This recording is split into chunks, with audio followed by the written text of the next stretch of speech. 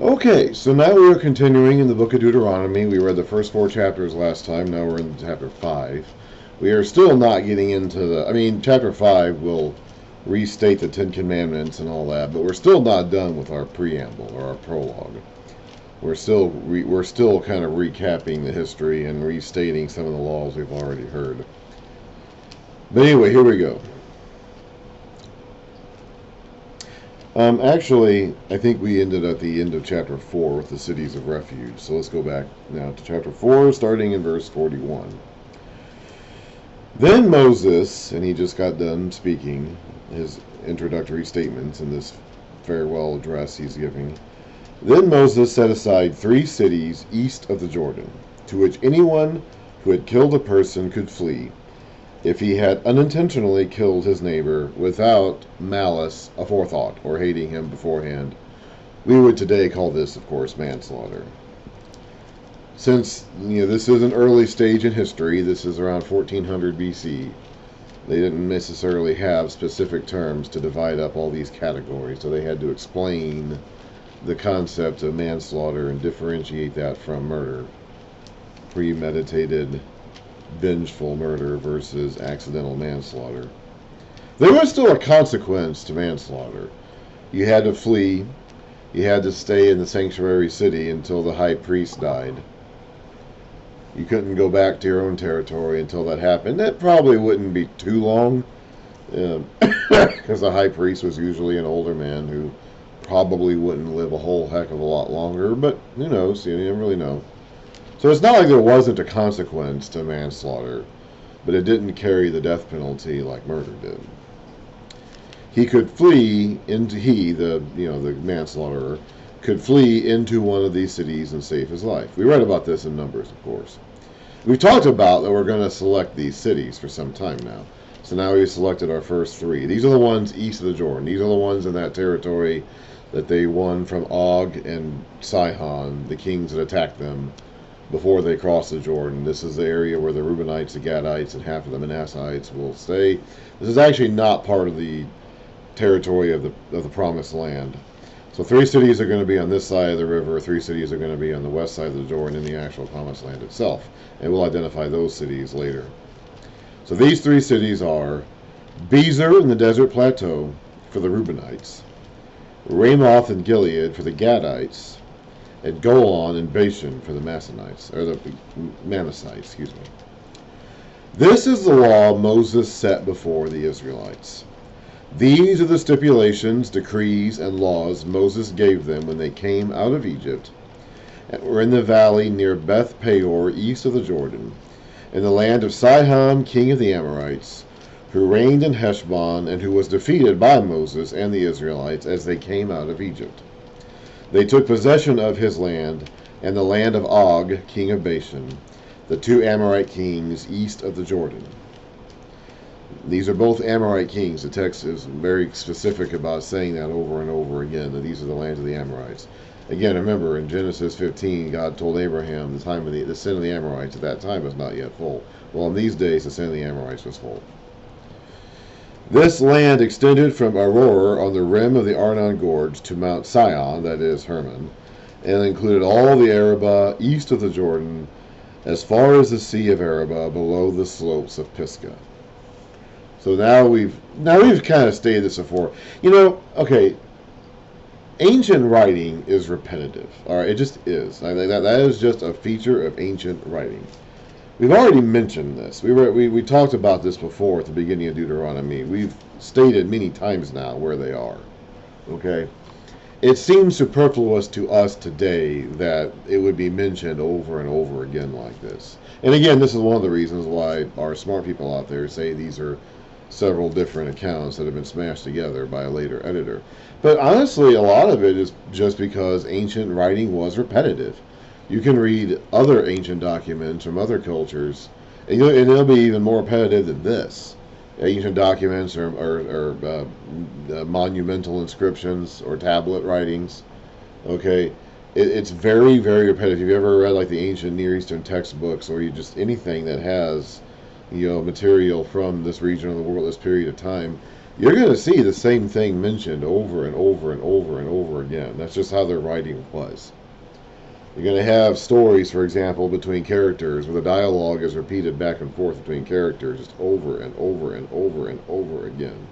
Like in Gilgamesh, Gilgamesh will say something, and then Enkidu, his friend, will say something, or then one of the gods, the council of gods that are going to want to kill Enkidu, they're going to talk to each other, and they're just going to repeat the same things over and over again. And then Gilgamesh will repeat what they said back to them, which is whatever. It just happens all the time. You read Egyptian writing, there's a lot of repetition. They say the same things over and over and over again. They just do. That's just kind of what a lot of ancient writing was. If anything, other ancient writings are more repetitive than this. That's just what the style of the times was. It's something that we just, that's just, we need to recognize our knowledge. And again, with this in particular, it's like this is a long scroll he's writing. We're even going to mention this scroll that he's leaving with them at the end of the book of Deuteronomy. It was meant to be read, and it was meant to be read again and again. Okay, it was meant to be read out loud, and it was meant to be spoken again and again. Every time the people got together, or at least on certain occasions, the priests were supposed to read it again and again. So the repetitiveness is an intended part of the text. Like, that's how it's supposed to be. It's not a byproduct of taking 2 or 3 or 4 other disparate sources which were written possibly more linearly, like we like to write today, and smashing them together, stitching them together to make one document. Like the constant repetition or the stating of things again and again is the point. Like that's part of the point. So that's just how it is. Moses summoned all Israel. Now they're already all together. We saw this again back in chapter 1. It's just we're saying it again here. And said, "Hear, O Israel, the decrees and laws I declare in your hearing today." Now he's already been talking to them for a period of time. Okay, he's been talking to them for 4 chapters already. He's been giving them a recap of their own history. Now he's getting into his preamble about the laws themselves. They're going to be ratifying or reconfirming or stating again their commitment to keeping this covenant. The covenant itself has already been made. They're not making a new covenant or anything like that, but they're reconfirming their commitment to this covenant and to follow these laws. And so Moses he's giving them the history. We're not even done with the history. We're going to be recapping more of it as we go. So again, this is basically a speech. We can think of it like a presidential address, or an inaugural address, or a farewell address, really. And he's just talking about the same things over and over because these people need to hear it over and over. And human beings themselves, we need to hear it over and over. So hear, O Israel, the decrees and laws I declare in your hearing today. Learn them and be sure to follow them. The Lord our God made a covenant with us at Horeb, that's Sinai. It was not with our fathers that the Lord made this covenant, but with us, with all of us who are alive here today. The Lord spoke to you face to face out of the fire on the mountain. At that time I stood between the Lord and you to declare to you the word of the Lord, because you were afraid of the fire and did not go up the mountain. And he said, I am the Lord your God, who brought you out of Egypt, out of the land of slavery. You shall have no other gods before me, or besides me, or in addition to me. You shall not make for yourself an idol in the form of anything in heaven above, or on the earth beneath, or in the waters below. You shall not bow down to them or worship them. For I, the Lord your God, am a jealous God, punishing the children for the sin of the fathers to the 3rd and 4th generation of those who hate me. And again, the children themselves are not being convicted for the sins of their fathers. They're being convicted for the sins of their fathers that they themselves keep committing. And that happens a lot. Ever heard people talk about break the cycle? Now, I didn't have to do this. I didn't come from a family where this was necessary. But there's a thread that goes out there about breaking the cycle in abusive or unstable families where the where the same mistakes and sins get repeated in every generation. And again, I didn't have to experience that growing up. I'm not. It's not. I'm not. I don't have to do that now because I didn't. I wasn't part of a cycle to break. But a lot of people are, and so the sins of the fathers that are being punished to the third or fourth generation are the ones that the third and fourth generation themselves keep repeating. But showing love to 1,000 generations of those who love me and keep my commandments. That doesn't mean that you get credit for your ancestors' faithfulness either. It's still up to you to choose to be faithful to God. God remembers his covenant with Abraham, Isaac, and Jacob, and he's blessing these people now because of that. Later on, he'll bless the family line of David because of his promise to David. That doesn't mean that all the descendants of David are automatically in favor with God just by being a descendant of David or a descendant of Abraham. And that's something that Jesus is going to argue with the people of his day. They were taking refuge and comfort in their physical descendancy from Abraham, and that was not enough to merit their own salvation, they couldn't, their own faithfulness, their own responsibilities and duties to God were more than just being physical descendants of Abraham. You shall not misuse the name of the Lord your God, for the Lord will not hold anyone guiltless who misuses his name. Let me actually move this just a bit that way. Observe the Sabbath day by keeping it holy, as the Lord your God has commanded you. 6 days you shall labor and do all your work. But the seventh day is a Sabbath to the Lord your God. On it you shall not do any work. Neither you, nor your son nor daughter, nor your manservant or maidservant, nor your ox, nor your donkey, or any of your animals, nor the alien within your gates, so that your manservant and maidservant may rest as you do. Remember that you were slaves in Egypt, and the Lord your God brought you out of there with a mighty hand and an outstretched arm. We're going to see this imagery a lot in the Old Testament. The mighty hand and the outstretched arm of God. You see a lot of depictions of kings and pharaohs and rulers in ancient art with their hand upraised like this. It's a very, very common pose. They've got a weapon, a scepter or a sword or something in their hand, and they've got it up and they're about to strike it down and smite their enemies. It's a very, very, very common picture in ancient Near Eastern art. You could look at almost any culture of that area. You see it a lot in the pharaohs. Pharaohs have their arms up like this, with a scepter in their hands, ready to bring it down and crush their enemies' heads. And you see it all over. I mean, it's very, very common. So that's the imagery that we're going for here. He's got a mighty hand and an outstretched arm. And he's got up, and he's ready to hit something. He's ready to crush his enemy. Later on, he's going to be ready to hit Israel with it, because they're in clear defiance, flagrant defiance and violation of the covenant. So that mighty hand, that outstretched arm, is going to be used against Israel to come down and bring the weapon of judgment against Israel's head. But that's the imagery that we keep calling back here, with the mighty hand and the outstretched arm. Whack. Therefore, the Lord your God has commanded you to observe the Sabbath day. Honor your father and your mother. Not just your father, but your mother too. This is a very father-based society, that you're supposed to honor your father and your mother, as the Lord your God has commanded you, so that you may live long, and that it may go well with you in the land the Lord your God is giving you. You shall not murder. You shall not commit adultery. You shall not steal. You shall not give false testimony against your neighbor. You shall not covet your neighbor's wife. You shall not set your desire on your neighbor's house or his land, his manservant or maidservant, his ox or his donkey, or anything that belongs to your neighbor.